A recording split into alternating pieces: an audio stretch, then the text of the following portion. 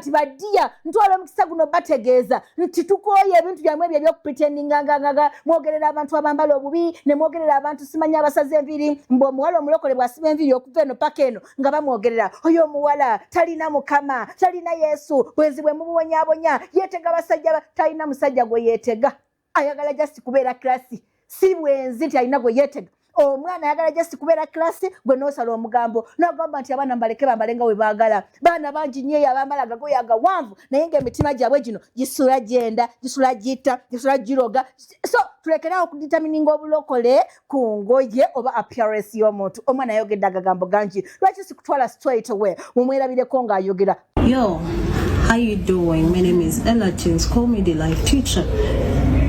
Are you good? Have you been well? Anyways, I'm here to talk about gospel artists. I have a lot of friends, but today let me address this. Artists, you rebuke people in public. But in a different perspective. There is this artist, Yeraga, on stage. I think I want a mic or a MC. Omwana yali ayabeka crop top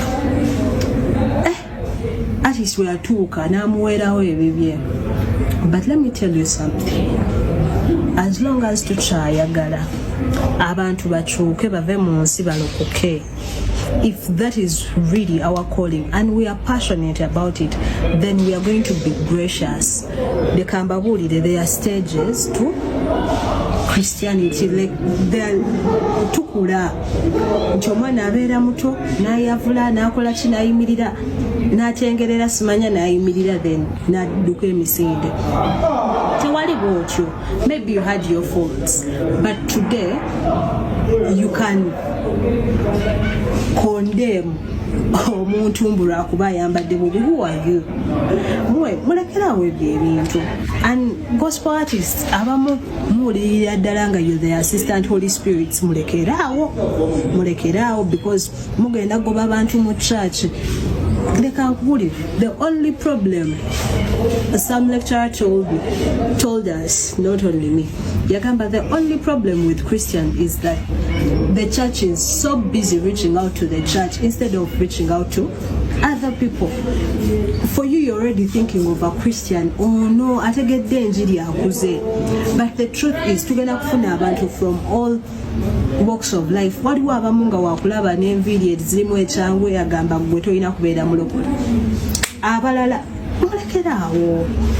How are we going to get people? How are we winning souls for the church if we are telling them how to look like? Because I mean, wali otya tuwuliddeko ku stories ezimu abamu baali banywi banjaga abalala baali baki. So genda mu banywi b'enjaga ajje ajunywere mu church, because the truth is buli wana wabanga abadde anywa emiti 10 agenda kwebuulirira. That is growth. And you see, salvation is personal. I have a personal relationship with Christ, not with you. So me as a Christian, my work is to reach out to everyone, to the nations, and spread the word of Christ.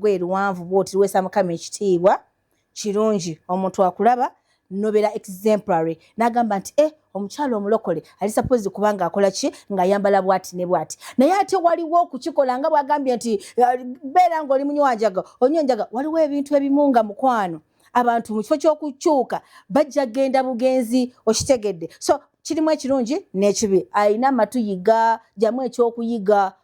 Download the Salt Media app from the Google Play Store and the Apple App Store.